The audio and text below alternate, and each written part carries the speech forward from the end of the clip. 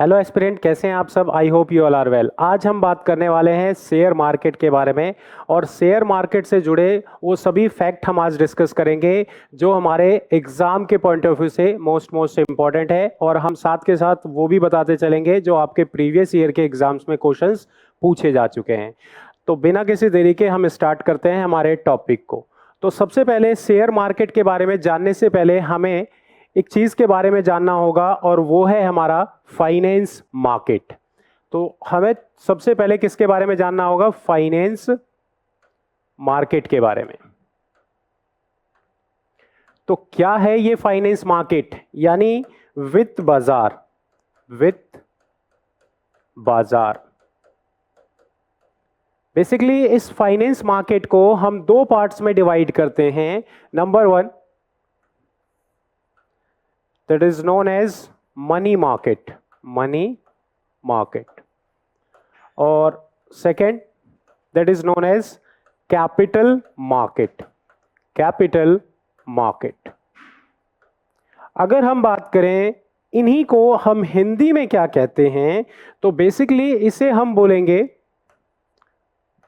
मुद्रा बाजार और इसे हम कहते हैं पूंजी बाजार। पूंजी बाजार। आई होप आपको यहां तक क्लियर होगा। बेसिकली हम बात कर रहे हैं फाइनेंस मार्केट के बारे में। फाइनेंस मार्केट जिसे हमने दो पार्ट्स में डिवाइड किया, एक जिसे हम बोलते हैं मनी मार्केट, दूसरा जिसे हम लोग बोलते हैं कैपिटल मार्केट। तो बेसिकली ध्यान रखना, ये जो मनी मार्केट है, ये मनी मार्केट जो होता है वो क्या होता है भाई? शॉर्ट टर्म के लिए। ये शॉर्ट टर्म मार्केट है और शॉर्ट टर्म का मतलब क्या होता है? Up to 1 year. ये मार्केट जो होगा वो 1 ईयर के लिए होगा। अगर हम बात करें कैपिटल मार्केट की, तो आप ध्यान रखना इसे हम लोग बोलते हैं long term market, long term. और ये क्या होगा? Basically for more than 1 year. 1 साल के लिए जो भी इंस्ट्रूमेंट्स यूज किए जाते हैं मनी जनरेट करने के लिए, उसे हम क्या बोलेंगे? Money market. फाइनेंस का मतलब होता है वित्त, वित्त का मतलब होता है पैसा, पैसा जनरेट करने वाली मार्केट। इस मार्केट में अगर हम बात करें जो भी इंस्ट्रूमेंट्स जिसके थ्रू हम शॉर्ट टर्म के लिए पैसा जनरेट करते हैं, अप टू 1 ईयर के लिए जनरेट करते हैं, वो क्या होता है? मनी मार्केट के पार्ट में आता है। और जब हम लॉन्ग टर्म की बात करते हैं वो कैपिटल मार्केट में कंसिडर किया जाता है। इसके ऊपर जो कंट्रोल है यानी रेगुलेटिंग सिस्टम किसका होता है? तो आप ध्यान रखना है इसके ऊपर जो रेगुलेटिंग सिस्टम है वो रेगुलेटिंग सिस्टम एक्चुअली किसका होगा? आरबीआई का। इसे रेगुलेट कौन करेगा? आरबीआई, यानी रिजर्व बैंक ऑफ इंडिया। और अगर हम बात करें इसे कौन रेगुलेट करता है, तो इसे रेगुलेट करता है सेबी। सेबी यानी securities and exchange board of India. आज की क्लास में हम बात करने वाले हैं कैपिटल मार्केट के बारे में। और इसी कैपिटल मार्केट को क्या बोला जाता है? Share market. शेयर मार्केट, ठीक है भाई। तो कैपिटल मार्केट को ही क्या नाम दिया जाता है? Share market. और बिहाफ ऑफ फाइनेंस मार्केट का ये एक पार्ट है जिसे आज हम डिस्कस करने वाले हैं। अगर मैं मनी मार्केट की बात करूं तो मैंने बताया ये शॉर्ट टर्म में होने वाले जो मनी से रिलेटेड इंस्ट्रूमेंट्स हैं उसे हम लोग यहां पे डिसाइड करते हैं। बेसिकली वो कौन कौन से इंस्ट्रूमेंट हैं जो शॉर्ट टर्म के रूप में कंसिडर किए जाते हैं। तो आई होप अगर आपने सुना होगा ट्रेजरी बिल का नाम, आई होप अगर आपने सुना होगा कमर्शियल पेपर का नाम या सर्टिफिकेट ऑफ डिपॉजिट का नाम, तो ये वो इंस्ट्रूमेंट हैं जिन इंस्ट्रूमेंट्स के थ्रू शॉर्ट टर्म के लिए पैसा जनरेट किया जाता है। किनके थ्रू? तो कंपनियों के थ्रू, बैंक के थ्रू या गवर्नमेंट के थ्रू। गवर्नमेंट जब मनी जनरेट करती है तो बेसिकली वो क्या नाम से जानी जाती है? ट्रेजरी बिल के थ्रू वो पैसा जनरेट करती है, मार्केट से उठाती है। ध्यान रखना।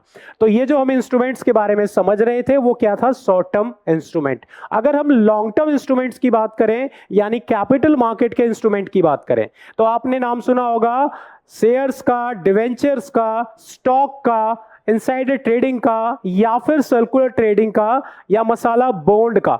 तो ये वो सारे इंस्ट्रूमेंट्स हैं जो कैपिटल मार्केट में कंसीडर किए जाते हैं और इन्हीं को आज हम डिस्कस करेंगे। तो कैपिटल मार्केट में सबसे जो इंपॉर्टेंट पॉइंट हमारे लिए वो क्या है? सेबी। सेबी के ऊपर किसका कंट्रोल है और सेबी से जुड़े सभी इंपॉर्टेंट फैक्ट हम आज डिस्कस करेंगे। तो बिना किसी देरी के हम इसे अब आगे कंटिन्यू करने वाले हैं और अब हम दोबारा हमारे टॉपिक पे आ रहे हैं और वो टॉपिक क्या था हमारा? Share market. तो बेसिकली सबसे पहला फैक्ट जो हमें जानना है वो ये जानना है कि शेयर मार्केट के ऊपर कंट्रोल किसका होता है। तो शेयर मार्केट के ऊपर किसका कंट्रोल होता है भाई? तो आपका आंसर होगा सेबी का।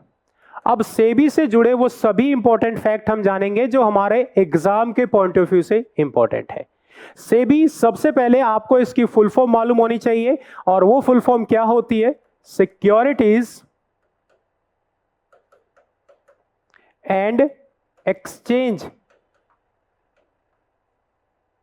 Board of India. Board of India. Second, आपके एग्जाम में क्वेश्चंस पूछा जा चुका है कि सेबी की स्थापना कब हुई है, सेबी कब एस्टैब्लिश हुआ है। बेसिकली अगर हम लोग बात करें सेबी के एस्टैब्लिशमेंट ईयर की, तो सेबी जो है ना वो बेसिकली ध्यान रखना कब एस्टैब्लिश हुआ है उसी को हम डिस्कस करें। तो सेबी की स्थापना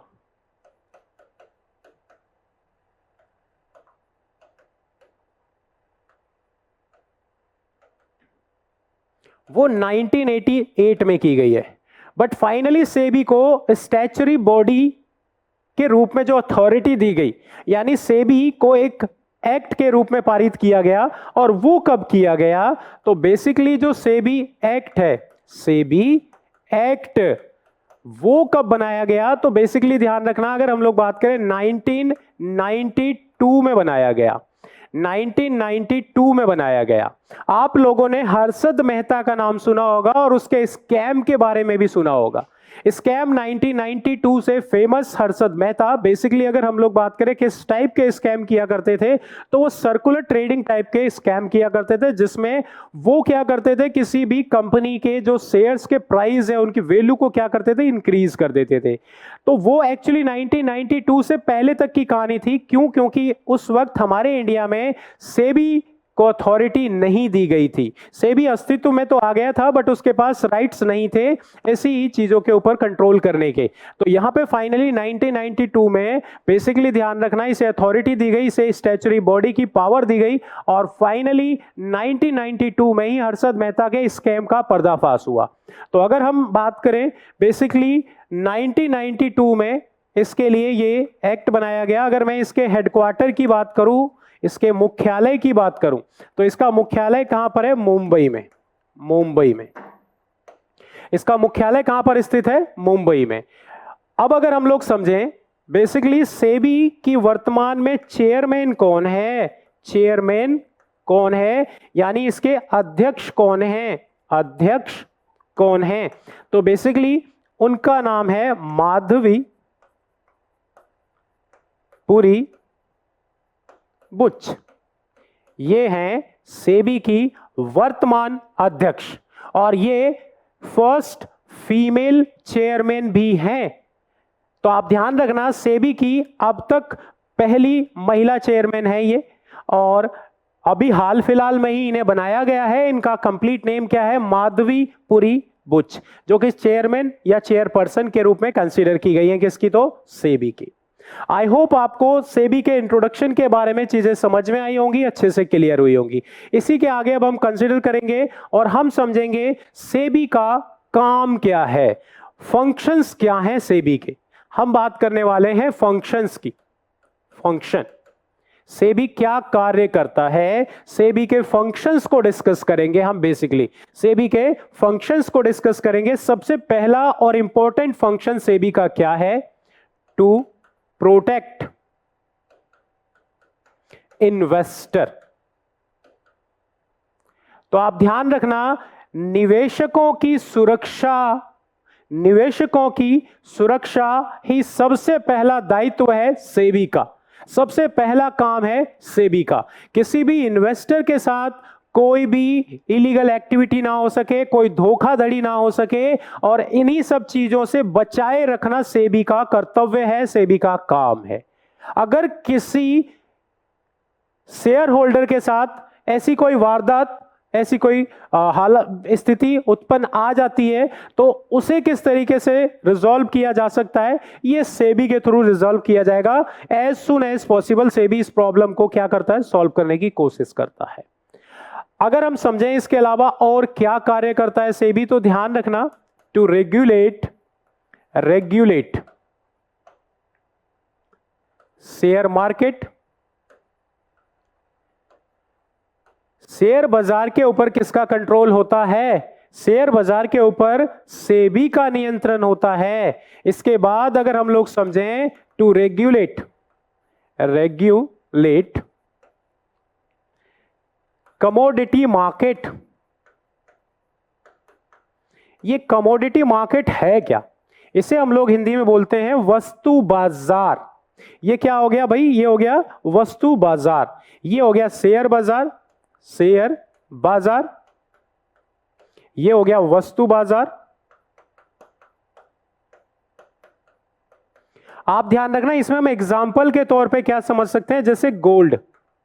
भाई जो गोल्ड है ना, इसको जो ऑनलाइन बाई एंड सेल किया जाता है वो कौन सी मार्केट में किया जाता है, वो कमोडिटी मार्केट में किया जाता है।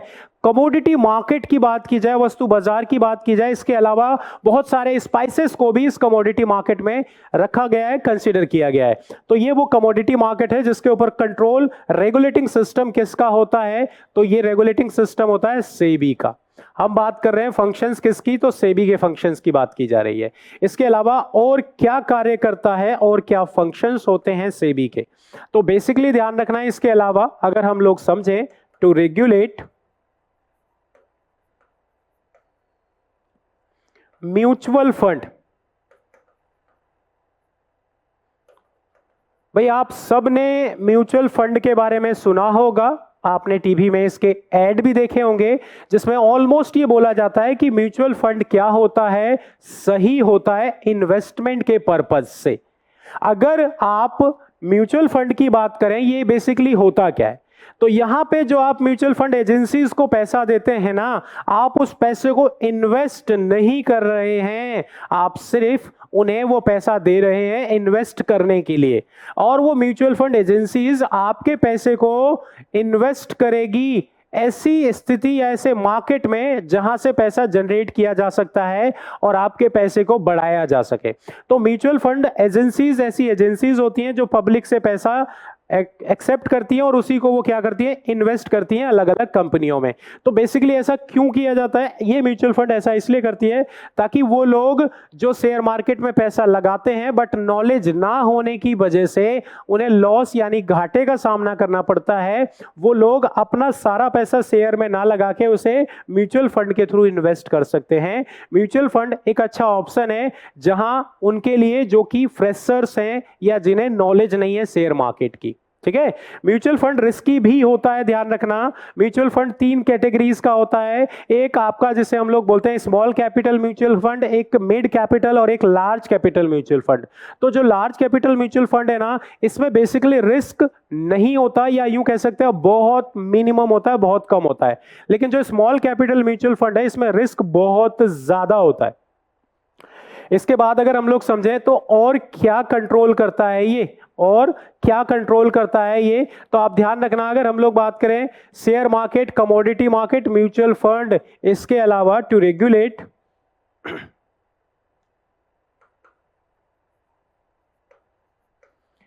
Stock market.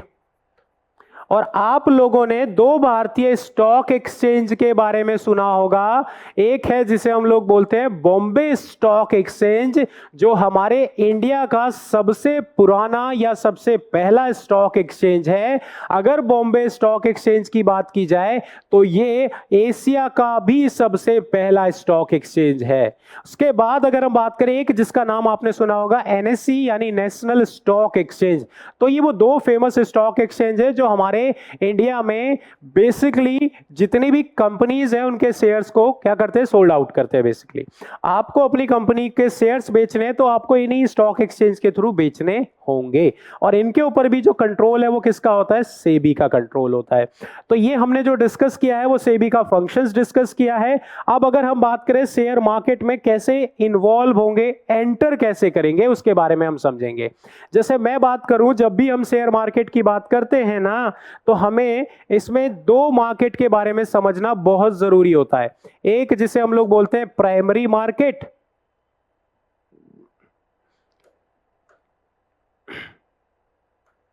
और दूसरा जिसे हम लोग नाम देते हैं सेकेंडरी मार्केट। Secondary market. तो बेसिकली ये जो सेकेंडरी मार्केट है या ये जो प्राइमरी मार्केट है, इनके ना अल्टरनेट नेम भी है। तो अगर मैं बात करूं प्राइमरी मार्केट की, तो इसका अल्टरनेट नेम क्या है? आईपीओ। और इसका अल्टरनेट नेम क्या है? एफपीओ। एफपीओ। अब यहां पे ये जो प्राइमरी मार्केट है, इसे हमने हिंदी में क्या बोला? प्राथमिक बाजार। प्राथमिक बाजार। और इसे हमने क्या बोला? द्वितीयक बाजार। द्वितीयक बाजार। तो प्राइमरी मार्केट क्या होगा? एक ऐसा मार्केट, एक ऐसा बाजार, ध्यान रखना अगर हम लोग बात करें, आपके एग्जाम में क्वेश्चन पूछा गया, एक ऐसा मार्केट जहां पे कोई कंपनी अपने शेयर्स को पहली बार बेचती है, तो उस मार्केट को क्या कहते हैं? प्राइमरी मार्केट की बात की जाए तो इसमें हम इसे इस तरीके से समझ सकते हैं, एक ऐसा मार्केट जहां पे, यानी व्हेन एक company issue his share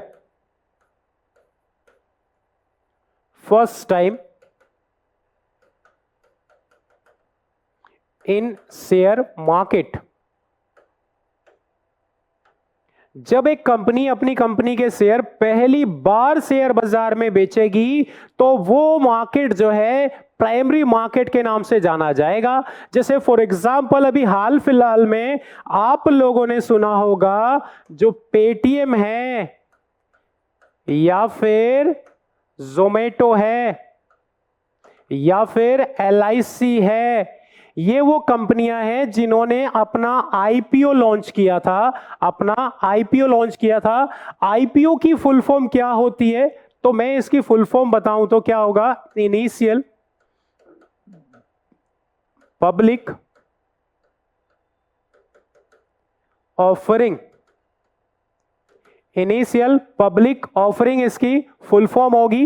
primary market I hope आपको क्लियर होगा। When A company issue his share first time in share market, for example Paytm, Zomato, LIC, ये वो कंपनियां हैं जिन्होंने अपनी कंपनी के शेयर्स को पहली बार शेयर मार्केट में इशू किया। और जब कोई अपनी कंपनी के शेयर्स को पहली बार शेयर मार्केट में इशू करता है, तो वो कंपनी काफी तेजी से बूम भी कर सकती है या डाउनफॉल में भी आ सकती है। जैसा कि पेटीएम की बात की जाए, तो पेटीएम के जो शेयर के प्राइस हैं वो क्या हो गए हैं? डे पर डे, ध्यान रखना, ये बढ़ने की बजाय क्या होते गए? घटते चले गए। और आज पेटीएम के शेयर की वैल्यू बहुत कम हो चुकी है, जो 600 के अराउंड हो चुकी है। बट जब पेटीएम ने अपना आईपीओ लॉन्च किया था, 2021 के लास्ट में किया था, उस वक्त आप ध्यान रखना, अगर हम लोग बात करें इसमें इसके एक शेयर की वैल्यू कितनी थी, तो वो 2000 रुपए के अप्रोक्स इसने एक शेयर लॉन्च किया था। तो आप समझ सकते हैं किस कदर ये पेटीएम की जो मार्केट है वो क्या हुई है? डाउन में आई है। और आज एक शेयर की वैल्यू 600 के अराउंड है, जो पहले कभी 2000 के अराउंड इसने लॉन्च किए थे इसे। तो यहां जितने भी पेटीएम इन्वेस्टर्स हैं जिन्होंने आईपीओ में इन्वेस्ट किया होगा, उसे लॉस हुआ होगा। अगर हम लोग बात करें, सपोज करो कि आप आज पेटीएम के शेयर खरीदोगे।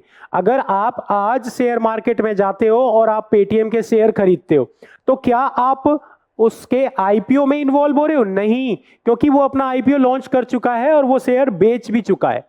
आप अगर आज जा रहे हो उसके शेयर खरीदने के लिए, तो वो शेयर आपको सेकेंडरी मार्केट में मिलेंगे, ना कि प्राइमरी मार्केट में। प्राइमरी मार्केट में शेयर तभी मिलेगा जब पहली बार मार्केट में आया होगा। बट अब तो वो शेयर कितनी बार बिक चुके हैं, तो उसे हम लोग सेकेंडरी मार्केट बोलते हैं। इसे अगर हम लोग समझे किस तरीके से हम एक्सप्लेन कर सकते हैं, तो हम कह सकते हैं व्हेन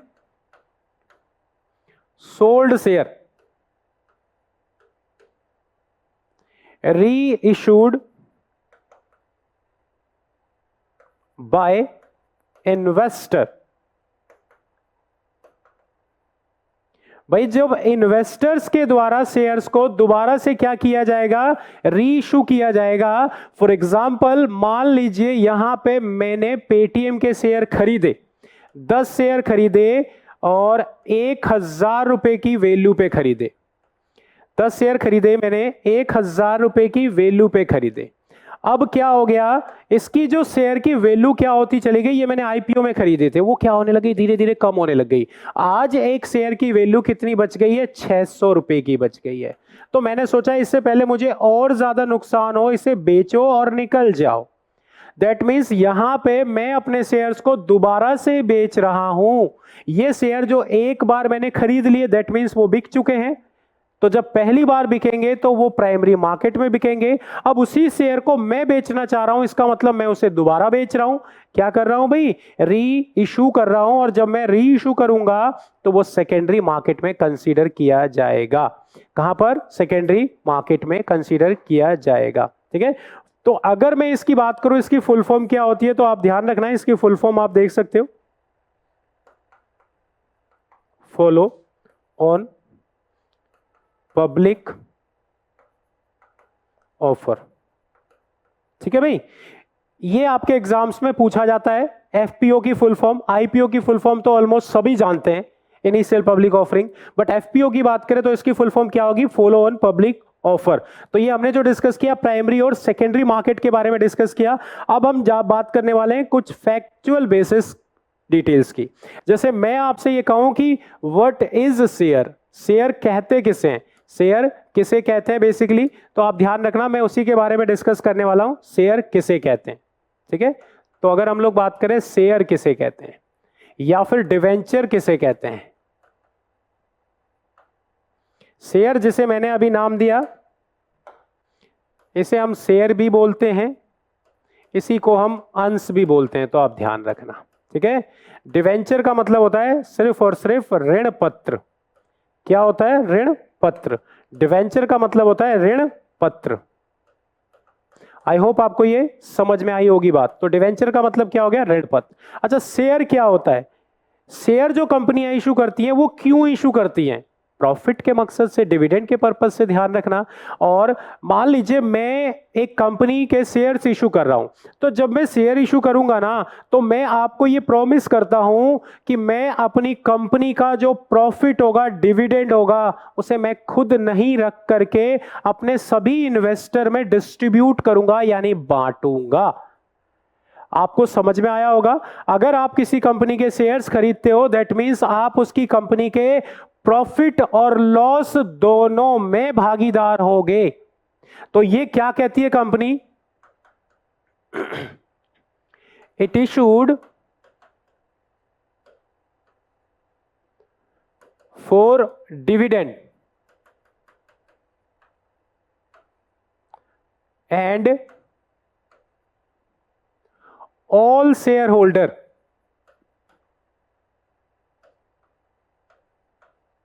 treated as owner। भाई यहां पे ध्यान रखना, यह जो इशू किया जाता है वो लाभ के लिए इशू किया जाता है। It issued for dividend and treated as, यहां पे जितने भी शेयर होल्डर है ना, उनको किस तरीके से कंसीडर किया जाएगा, तो आप ध्यान रखना, उनको कंसीडर किया जाता है बेसिकली एक ओनर की तरह। ओनर का मतलब क्या हो गया, मालिक की तरह कंसीडर किया जाएगा। दैट मीन्स ये जितने भी शेयर होल्डर हैं वो कंपनी के मालिक जैसे समझे जाएंगे, कंपनी के प्रॉफिट और लॉस में ये भागीदार होंगे, इन्वॉल्व होंगे। अब मैं बात करूं, मैंने किसी कंपनी के शेयर खरीद लिए, कितने शेयर खरीद लिए भाई, मैंने किसी कंपनी के 1,000 शेयर खरीद लिए 100 रुपए के रेट से। दैट मीन्स मैंने इसे 1,00,000 रुपए दिए। अब ये कंपनी क्या होती है भाई, डूब जाती है। ये कंपनी क्या होती है, डूब जाती है। ऐसी कंडीशंस में अगर ये कंपनी डूब जाती है तो क्या जो मेरा पैसा होगा वो मुझे वापस मिलेगा या नहीं मिलेगा। तो क्योंकि मैं एक शेयर होल्डर हूं, दैट मीन्स मुझे पैसा वापस नहीं मिलेगा। यानी मैं कंपनी के प्रॉफिट और लॉस दोनों में भागीदार हूं। अगर कंपनी बंद हो गई है, डूब गई है, तो इसका मतलब मेरा पैसा भी क्या हो गया, खत्म हो गया। लेकिन अगर मैं डिवेंचर में इन्वॉल्व हूं तो ये कैसे लिंक अप करेगा, कैसे हम समझेंगे, उसी को यहां पे दोबारा से देखते हैं, ध्यान रखना। तो अगर हम लोग बात करें डिवेंचर्स पेपर की, तो डिवेंचर पेपर क्या होता है, डिवेंचर पेपर कहते किसे, it issued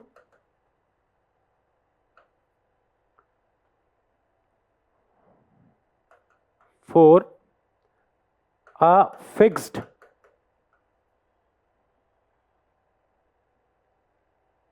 it issued on a fixed interest rate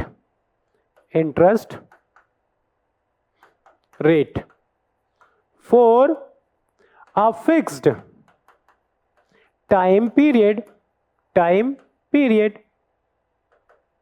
तो आप ध्यान रखना, अगर हम लोग बात करें, ये जो इशू किया जाता है ये एक निश्चित ब्याज की दर पर इशू किया जाएगा निश्चित समय के लिए।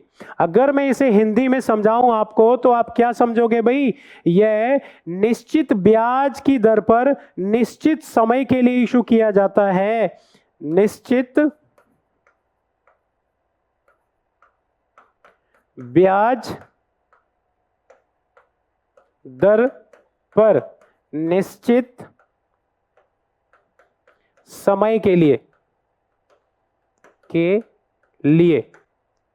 जारी किया जाता है।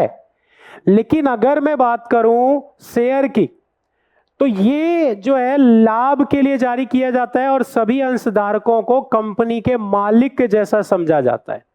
यह लाभ के लिए जारी किया जाता है और सभी अंशधारक जो हैं वो कंपनी के मालिक जैसे समझे जाते हैं। आई होप आपको ये शेयर और डिवेंचर्स वाला कॉन्सेप्ट समझ में आया होगा। ठीक है भाई, यहां तक चीजें समझ में आई। शेयर क्या होता है, डिवेंचर क्या होता है। अगर आप शेयर खरीदोगे तो वो आप कंपनी के ओनर जैसे ट्रीट किए जाओगे, यानी कंपनी का प्रॉफिट तो आपका प्रॉफिट, कंपनी का लॉस तो आपका लॉस। फॉर एग्जाम्पल, अगर आप डिवेंचर्स में इन्वॉल्व होते हो, किसी कंपनी के डिवेंचर्स में इन्वॉल्व होते हो, दैट मीन्स कंपनी आपसे लोन ले रही है, कंपनी आपको विद इंटरेस्ट आपका पैसा वापस करेगी, ब्याज के साथ आपका पैसा वापस किया जाएगा। ध्यान रखना, चाहे कंपनी प्रॉफिट में हो या लॉस में हो, उससे कोई फर्क नहीं पड़ता। इसके बाद अब हम नेक्स्ट जो डिस्कस करने वाले हैं उसे समझना। अच्छा, मैंने यहां पे आपको समझाया कि शेयर क्या होता है, डिवेंचर क्या होता है, प्राइमरी मार्केट क्या होता है, सेकेंडरी मार्केट क्या होता है। अब मान लो मेरी इच्छा है शेयर खरीदने की, तो क्या प्रोसेस है, कैसे खरीदूंगा मैं शेयर। इसके लिए मुझे चाहिए एक अकाउंट जिसे हम नाम देते हैं डीमेट अकाउंट। डीमेट अकाउंट, ठीक है। तो ये जो डीमेट खाता है ना, जिसे डीमेट अकाउंट के नाम से जाना जाता है बेसिकली, तो ये डीमेट अकाउंट के बारे में ही हम यहां पे समझेंगे क्या चीज है ये।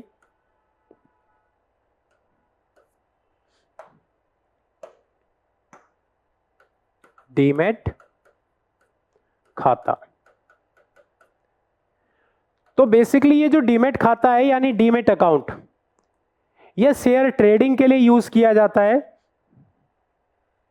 ये शेयर ट्रेडिंग के लिए यूज किया जाता है, यानी फॉर शेयर ट्रेडिंग। अगर आपको शेयर खरीदना है तो पहले डीमेट अकाउंट ओपन करना होगा, जिसे आप ऑनलाइन भी ओपन कर सकते हो, बैंक में जाके बैंक की मदद से भी ओपन कर सकते हो। तो डीमेट अकाउंट क्या होता है, आई होप आपको समझ में आया होगा। शेयर की खरीद और बिक्री के लिए, शेयर की खरीद और बिक्री के लिए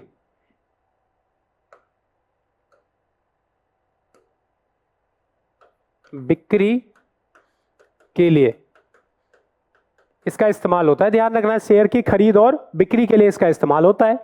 तो डीमैट अकाउंट क्या चीज है ये आपको मैंने अच्छे से समझा दिया। ध्यान रखना भाई, आपके एग्जाम में क्वेश्चन पूछा गया, आपके एग्जाम में क्वेश्चन पूछा गया कि जो बुल एंड बियर वर्ड है, बुल एंड बियर वर्ड है, जैसे आपने सुना हो, अगर एक होता है बुल मार्केट और एक होता है बियर मार्केट,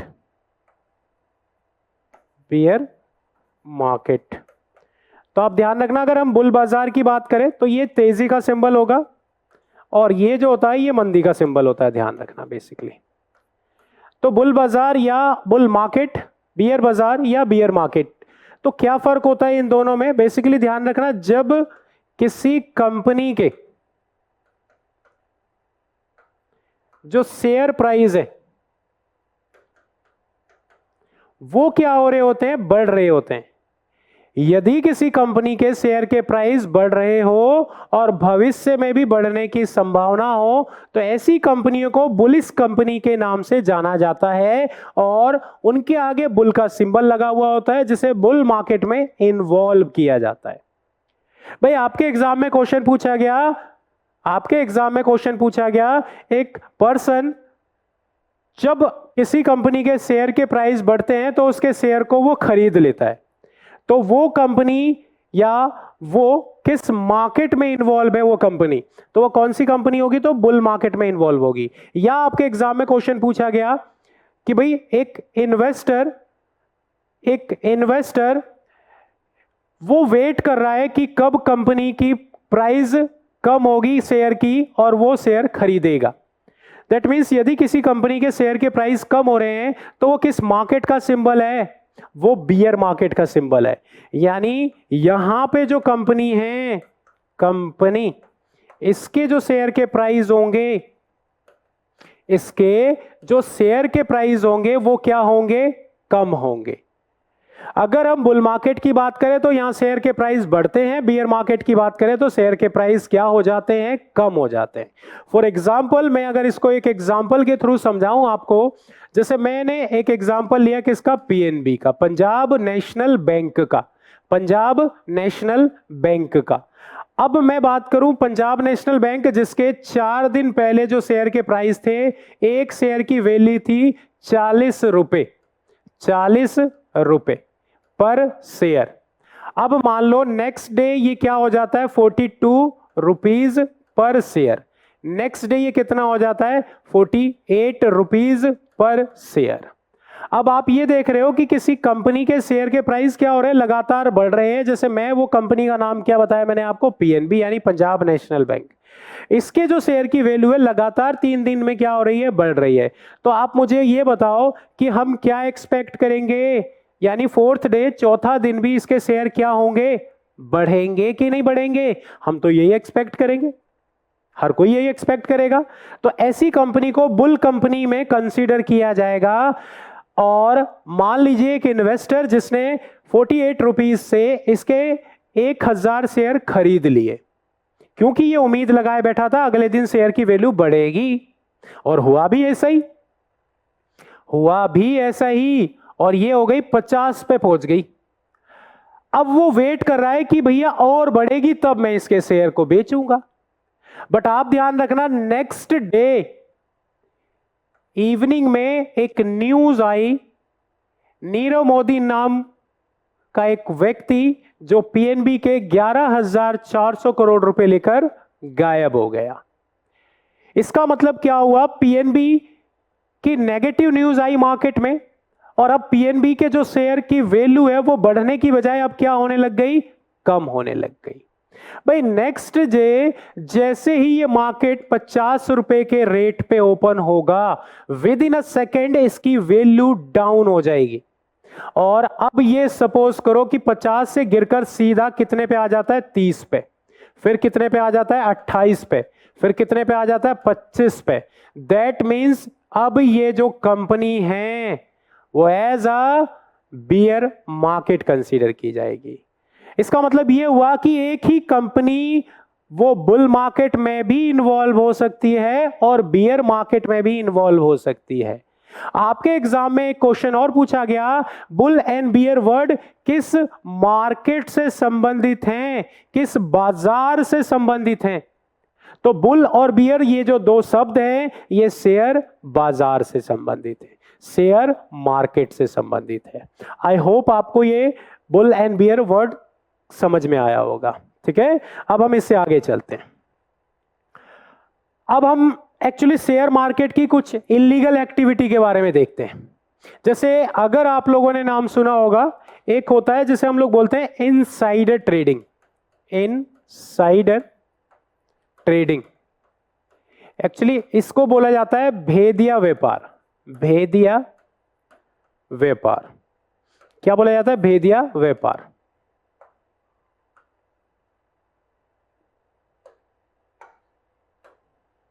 क्या होता है ये भेदिया व्यापार? इसी के बारे में हम लोग यहां पे समझने वाले हैं। भेदिया व्यापार है ना, जैसे आप लोगों ने कहावत सुनी होगी, घर का भेदी लंका ढाए। एज इट इज अगर हम लोग बात करें यहां पे इसकी कंपनी का ही कोई एम्प्लॉय जो इसकी कंपनी का सत्यानाश करेगा या इसकी कंपनी की जो इंफॉर्मेशन है वो अपने निजी लाभ के लिए, अपने खुद के बेनिफिट के लिए क्या करेगा? लीक करेगा, किसी और के साथ शेयर करेगा अपने थोड़े से या छोटे से बेनिफिट के लिए। तो इनसाइडर ट्रेडिंग का क्या मतलब हो गया? अगर मैं आपको समझाऊं तो थोड़ा इसको मैं डिटेल में समझाता हूं एक एग्जांपल के थ्रू। फुल एग्जांपल मैंने ये कहा, एक ये कंपनी है और एक ये कंपनी है। ये दोनों कंपनियों का जो बिजनेस है ना वो सेम है। दोनों कंपनियों का जो बिजनेस है वो क्या है? सेम है। जैसे मैंने बोला ये कंपनी बेसिकली ये भी मिल्क और मिल्क से बने प्रोडक्ट बेचती है और ये भी मिल्क और मिल्क से बने प्रोडक्ट बेचती है, बट ये एक्चुअली छोटी कंपनी है, कोई इसके बारे में नहीं जानता, लेकिन ये एक बड़ा ब्रांड है जिसके बारे में सब जानता है। जैसे आपने नाम सुना होगा अमूल के बारे में, है ना? अमूल दूध पीता है इंडिया। तो बेसिकली अगर हम लोग बात करें, अमूल एक नेशनल ब्रांड है, लेकिन अगर हम लोग बात करें बेसिकली जैसे सुधा हो गया, या अगर हम लोग बात करें हर स्टेट का एक लोकल ब्रांड। अब ये लोकल ब्रांड खतरे में है क्योंकि अमूल ने उसके स्टेट में एंट्री ले ली है। अमूल की बात की जाए, ये जस्ट मैं एग्जांपल समझा रहा हूं आपको, इसके एक शेयर की वैल्यू है 100 रुपीज और इसके एक शेयर की वैल्यू है 10 रुपए। एक्चुअली ये चल रहा है लॉस में, ये चल रहा है प्रॉफिट में। अब यहां पे ये क्या करना चाहता है भाई? अमूल वहां पे मोनोपोली स्थापित करना चाहता है अपनी स्टेट में, क्योंकि इसके टक्कर का एक यही है, इसने अपनी मोनोपोली बनाने के लिए इसके साथ एक डील करी और इसको बोला कि भाई हमें क्या करना है? आपके शेयर्स को खरीदना है, आपकी कंपनी को खरीदना है। अब ये छोटी कंपनी जो एक्चुअली खुद इससे लॉस में चल रही थी, तो इन्होंने सोचा यार हम तो वैसे ही घाटे में चल रहे हैं, अब इस अपॉर्चुनिटी को भी छोड़ देंगे तो पता नहीं आगे वैसी कंपनी डूब जाएगी। इन्होंने इसकी अपॉर्चुनिटी को एक्सेप्ट किया और फाइनली ये रेडी हो गए अपनी कंपनी को बेचने के लिए।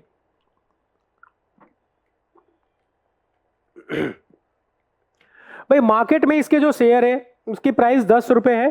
अब यहां पे ध्यान रखना, जैसे ही मार्केट में ये न्यूज आएगी कि अमूल जो इतना बड़ा ब्रांड है वो उस छोटे से ब्रांड को क्या कर रहा है? खरीद रहा है।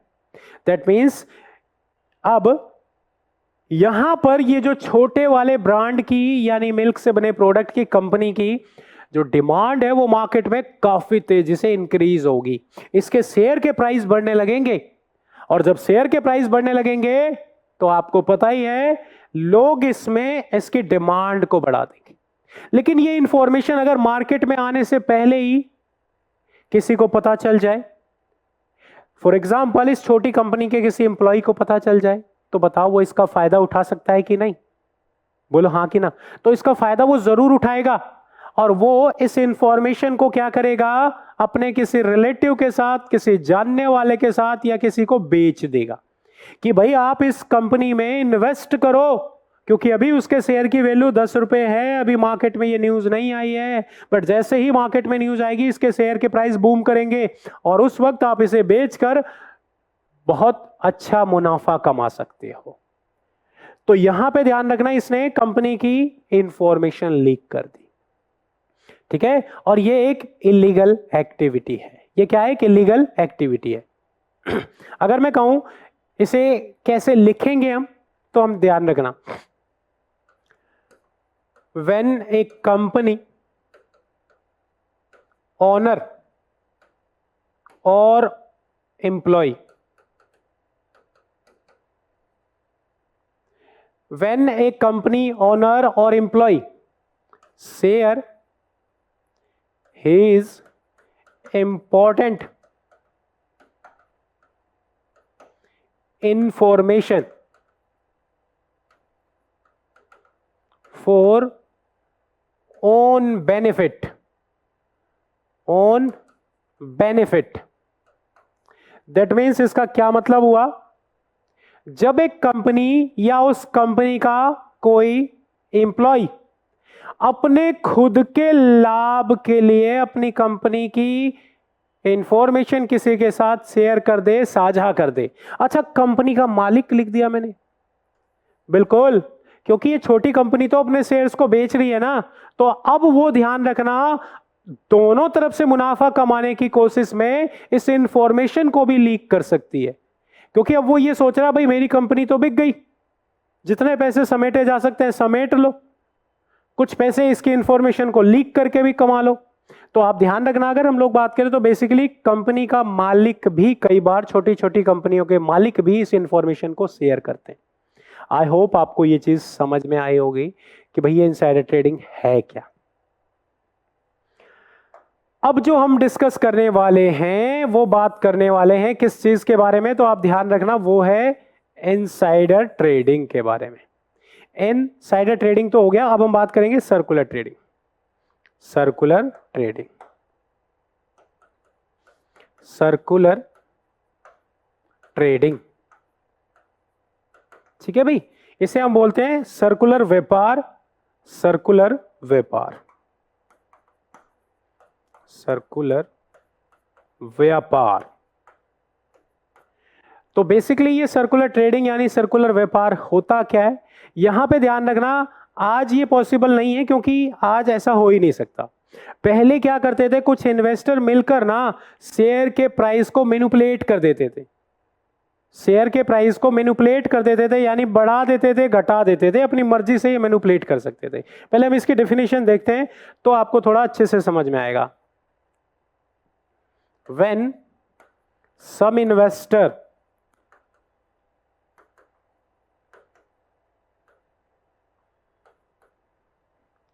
increase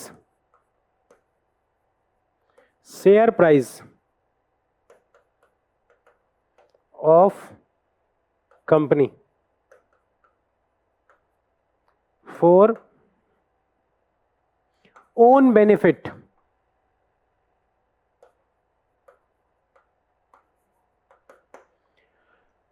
आप ध्यान रखना, जब कुछ निवेशक अपने निजी लाभ के लिए, जब कुछ निवेशक अपने निजी लाभ के लिए कंपनी की जो इंफॉर्मेशन है ना वो तो बेचेंगे तो क्या कहलाएगा, इनसाइडर ट्रेडिंग। लेकिन जब कुछ इन्वेस्टर आपस में मिलकर शेयर की वैल्यू को मैनिपुलेट कर देते हैं, इंक्रीज कर देते हैं, बढ़ा देते हैं, कैसे बढ़ाएंगे, कैसे मैनिपुलेट करेंगे, तो इसी को हम लोग यहाँ पे समझने वाले हैं। बेसिकली ध्यान रखना, फॉर एग्जाम्पल जैसे मैंने कहा कि भाई मैंने किसी कंपनी के शेयर जो हैं, भाई सपोज करो एक कंपनी है जिसने अपने 10,000 शेयर बेचे, एक शेयर की कीमत रखी 10 रुपए। कोई इसके शेयर में इंटरेस्ट नहीं है, कोई इसके शेयर्स को खरीदना नहीं चाह रहा क्योंकि कोई इस कंपनी को जानता ही नहीं है। अब इसने एक डिसीजन लिया कि भाई मेरी कंपनी के शेयर को ना मैनिपुलेट करो ताकि लोगों को इसके डिमांड का पता चले। अब कुछ लोगों ने इसको मैनिपुलेट करना स्टार्ट किया, कुछ लोगों ने इसे 10 रुपए पे खरीदा और 20 में इसको किसी दूसरे को बेच दिया, फिर 30 में, फिर 40 में, फिर 50 में। इस तरीके से इन्होंने इसके शेयर को क्या कर दिया, इंक्रीज कर दिया। अब मार्केट में एक नया इन्वेस्टर आया और उसे लगा कि ये बुलिश कंपनी है, इसके शेयर के प्राइस बढ़ रहे हैं तो मुझे इसमें पैसा लगाना चाहिए, क्योंकि हमारे इंडिया में 80% पॉपुलेशन जो है ना वो बुल मार्केट में पैसा लगाती है, सिर्फ 20% ही बियर मार्केट में पैसा लगाती है। और हमारे इंडिया की पॉपुलेशन का सिर्फ 4% हिस्सा ही शेयर मार्केट में इन्वॉल्व है, और कोविड से पहले तो ये 2% हुआ करता था। तो कोविड की वजह से इसमें इन्वॉल्वमेंट बढ़ी है लोगों की, ठीक है। When some investor increase share price of a company for own benefit, जब कोई अपने निजी लाभ के लिए शेयर की कंपनी के प्राइस को क्या करेगा, इंक्रीज कर देगा, तो उसी को हम लोग सर्कुलर ट्रेडिंग के नाम से जानते हैं। आई होप आपको ये चीज भी क्लियर हुई होगी कि भाई कोई भी इन्वेस्टर्स जो है वो मिलकर क्या करते हैं, शेयर के प्राइस को बढ़ा देते हैं, मैनिपुलेट कर देते हैं। ठीक है, ये समझ में आया। इसके बाद नेक्स्ट जो हम डिस्कस करने वाले हैं वो काफी इंटरेस्टिंग है, और वो है मसाला बॉन्ड, जिसके बारे में आप लोगों ने सुना भी होगा, मसाला बॉन्ड के बारे में। ठीक है, तो हम बात करने वाले हैं मसाला बॉन्ड की।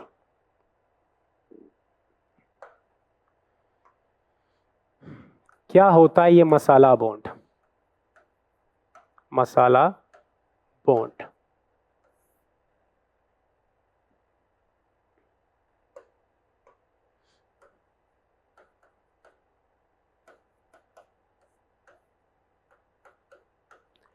तो बेसिकली ये जो मसाला बॉन्ड है ये क्या चीज है, किस तरीके से वर्क करती है, तो आप समझना, when Indian denomination currency sold in foreign market, या बेसिकली मैं अगर आपको एक डेफिनेशन में समझाऊं, जैसे सपोज करो कि हम हमारी करेंसी की वैल्यू को बढ़ाना चाहते हैं, तो या तो हम एक्सपोर्ट करके बढ़ा सकते हैं, या हम हमारी करेंसी की वैल्यू को क्या करें, फॉरेन में अपने सिक्योरिटीज के रूप में इसे बेचना स्टार्ट कर दें।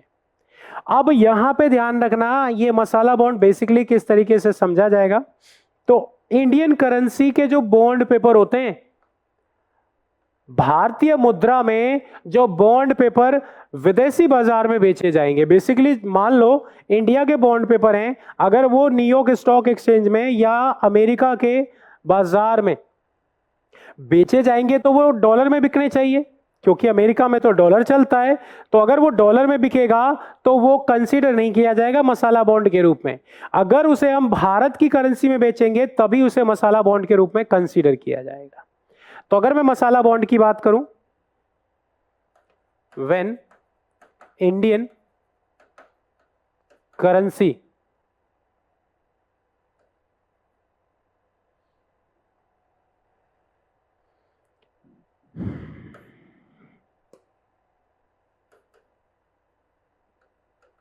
when Indian currency bond paper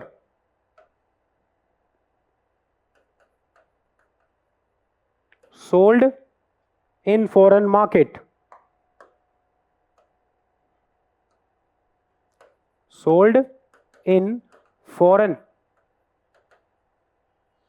market, that means जब भारतीय मुद्रा के बॉन्ड पेपर विदेशी बाजार में बेचे जाएंगे तो वह सभी बॉन्ड पेपर मसाला बॉन्ड के नाम से जाने जाते हैं। ऐसा भारत इसलिए करता है ताकि ज्यादातर वहां रह रहे लोग भारत के बॉन्ड्स में इन्वेस्ट करें और भारत के पास फॉरेन करेंसी का रिजर्व क्या हो सके, बढ़ सके, और भारत की जो करेंसी की वैल्यू है उसे भी इंक्रीज किया जा सके। ऐसा सिर्फ हम नहीं करते, ऐसा ऑलमोस्ट हर कंट्री करती है। जैसे मैं अगर चाइना की बात करूं तो चाइना जो अपने बॉन्ड पेपर को विदेशों में बेचती है अपनी डोमेस्टिक करेंसी युआन में या रेमेबी में, तो आप ध्यान रखना उसे वो क्या नाम देती है, उसे वो डिमसम बॉन्ड पेपर के नाम से पुकारती है। यही चीज जब जापान की बात की जाए तो जापान उसे ध्यान रखना किसके नाम से जानती है, सुशी बॉन्ड के नाम से जानती है। आई होप आपको सुशी और डिमसम के बारे में पता होगा, नहीं पता होगा तो आप गूगल कर लेना, आपको पता चलेगा ये है क्या चीज। जैसे जैपनीज डिश है सुशी, वैसे ही यहां की भी एक डिश है जिसे डिमसम बोला जाता है, यानी मोमोज। ठीक है, इसके बाद हम बात करने वाले हैं एक फुल फॉर्म जो आपके एग्जाम में पूछी जाती है, एक फुल फॉर्म जो आपके एग्जाम में पूछी जाती है, और वो है ESOP की, यानी एम्प्लॉय स्टॉक ओनरशिप प्लान। इसकी फुल फॉर्म हमें लिखनी है, ये याद रखनी है, एम्प्लॉय स्टॉक ओनरशिप प्लान। आपके एग्जाम में इसकी फुल फॉर्म पूछी जा चुकी है, आपके एग्जाम में मसाला बॉन्ड पूछा जा चुका है, आपके एग्जाम में इनसाइडर ट्रेडिंग पूछा जा चुका है, बुल एंड बियर के बारे में क्वेश्चन पूछा जा चुका है, ध्यान रखना। और आप ध्यान रखना IPO और FPO तो पूछा ही जा चुका है। तो ये मोस्ट इंपॉर्टेंट टॉपिक है आपके एग्जाम के पॉइंट ऑफ व्यू से। अब हम बात करेंगे स्टॉक एक्सचेंज के बारे में। इंपॉर्टेंट स्टॉक एक्सचेंज जो हमारे इंडिया में वर्क करते हैं, ध्यान रखना, ठीक है। इससे पहले अगर मैं एक और वर्ड समझाऊं तो एक वर्ड होता है जिसे हम लोग बोलते हैं अंडर राइटर। अंडर राइटर ये होता क्या है समझना थोड़ा। जब बैंक जितनी भी कंपनी है उसके शेयर्स को बेचने में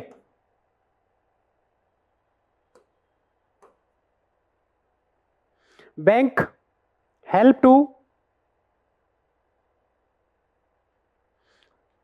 सोल्ड देयर शेयर। जब बैंक जो है ना, वो ध्यान रखना, कंपनी के शेयर्स को बेचने में क्या करती है, उसकी हेल्प करती है, मदद करती है,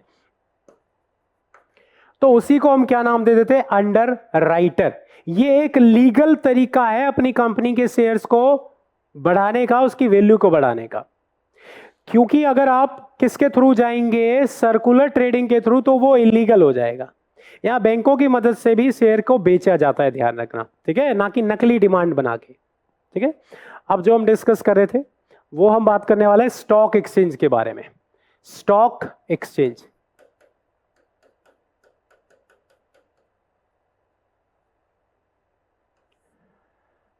और दो भारतीय स्टॉक एक्सचेंज हैं जो बहुत ज्यादा फेमस है। दो भारतीय स्टॉक एक्सचेंज है जिनसे आपके एग्जाम्स में क्वेश्चन पूछा जाता है, जिसमें पहला स्टॉक एक्सचेंज जिसे हमने क्या नाम दिया, बीएससी का। बीएससी जिसकी फुल फॉर्म क्या होती है, बॉम्बे स्टॉक एक्सचेंज।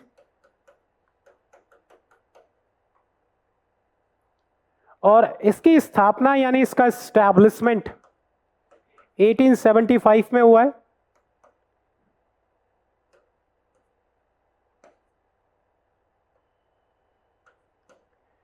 इसका हेड ऑफिस यानी हेडक्वार्टर ये कहां पर स्थित है, मुंबई में।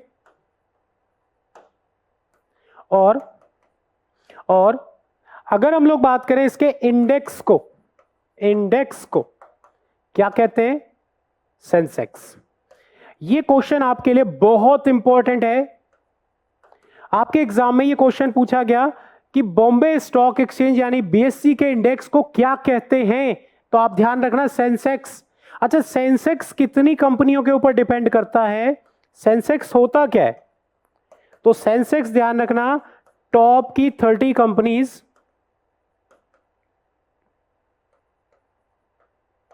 की एक लिस्ट है। टॉप 30 कंपनीज इसमें लिस्ट होती है, ध्यान रखना, उसी को हम क्या नाम देते हैं, सेंसेक्स। बीएससी जिसमें लगभग 6000 के आसपास कंपनियां रजिस्टर्ड है, उसमें जो टॉप की 30 कंपनियां होती हैं उसे बोला जाता है सेंसेक्स। और बीएससी पूरी तरीके से सेंसेक्स के ऊपर डिपेंड करता है। अगर सेंसेक्स इंक्रीज होता है, अप जाता है, तो बीएससी भी बढ़ेगा। अगर सेंसेक्स डाउन जाता है तो बीएससी को भी कंसीडर किया जाता है कि वो भी क्या हो रहा है, डाउनफॉल में है।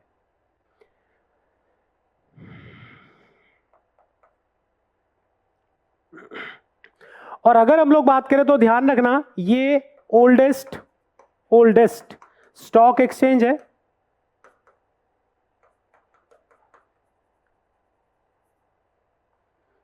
इन इंडिया, या आप कह सकते हो एशिया, ठीक है। आई होप यहां तक आपको ये कॉन्सेप्ट क्लियर होगा। बीएससी से जुड़े अगर कुछ फैक्ट बनते हैं तो वो यही बनते हैं, बीएससी की स्थापना कब हुई, 1875 में।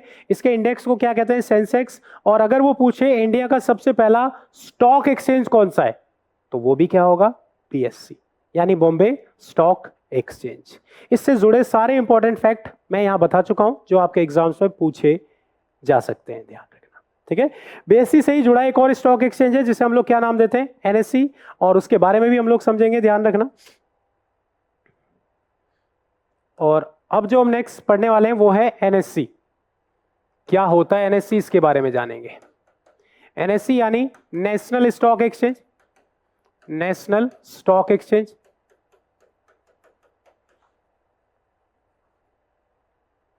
भाई ये जो नेशनल स्टॉक एक्सचेंज है ना, इसका स्टैब्लिशमेंट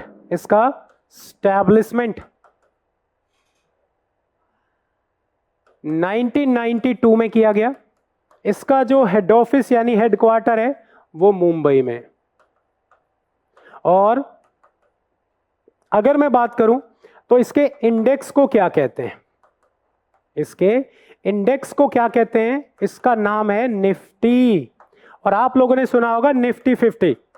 तो निफ्टी में कितनी कंपनियां रजिस्टर्ड होती हैं भाई? टॉप की 50 कंपनी, टॉप 50 कंपनीज। तो ये कुछ इसके रिलेटेड फैक्ट्स हैं जो हमने डिस्कस किए। एनएससी यानी national stock exchange. Actually NSC की बात की जाए तो एनएससी के जो हेड है उनका नाम क्या है? गिरीश चंद्र, इसके जो चेयरपर्सन है। और अगर हम बीएससी की बात करें तो ध्यान रखना, अगर हम लोग बात करें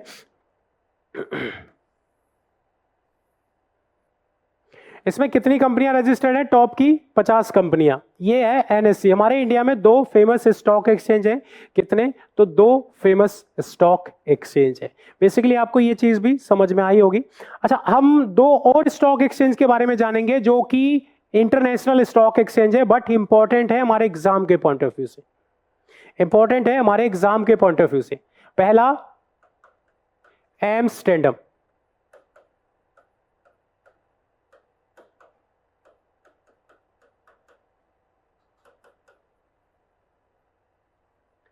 ये जो एम्स्टर्डम स्टॉक एक्सचेंज है ना, बेसिकली ये एस्टैब्लिश हुआ 1602 में। कहां पे? तो नीदरलैंड में। नीदरलैंड में। इसके इंडेक्स को क्या कहते हैं? तो यूरोनेक्स्ट। यूरोनेक्स्ट। इसकी खासियत क्या है? तो ओल्डेस्ट स्टॉक एक्सचेंज है इन वर्ल्ड। तो अगर आपसे क्वेश्चन पूछा जाए वर्ल्ड यानी संसार का सबसे पुराना स्टॉक एक्सचेंज कहां पर स्थित है? नीदरलैंड में। क्या नाम है? Amsterdam stock exchange. कब स्टैब्लिश हुआ? 1602 में। इसके इंडेक्स को क्या कहते हैं? Euro next. समझ में आ गया होगा आपको, ये सबसे पुराना स्टॉक एक्सचेंज है। लेकिन अगर पूछे इंडिया का सबसे पुराना स्टॉक एक्सचेंज तो आंसर होगा बीएससी। वर्ल्ड का तो एम्स्टर्डम स्टॉक एक्सचेंज। ठीक है। अच्छा, इसी से रिलेटेड एक और क्वेश्चन बनता है। जैसे अगर आपसे क्वेश्चन पूछा जाए लार्जेस्ट स्टॉक एक्सचेंज कौन सा है? सबसे बड़ा स्टॉक एक्सचेंज, तो वो है New York stock exchange.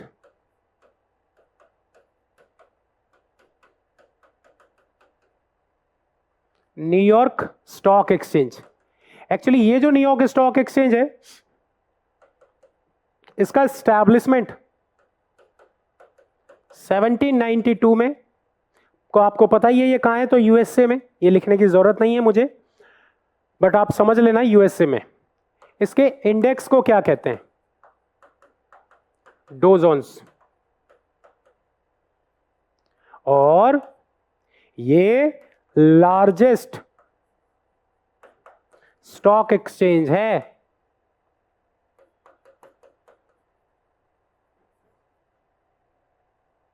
In world.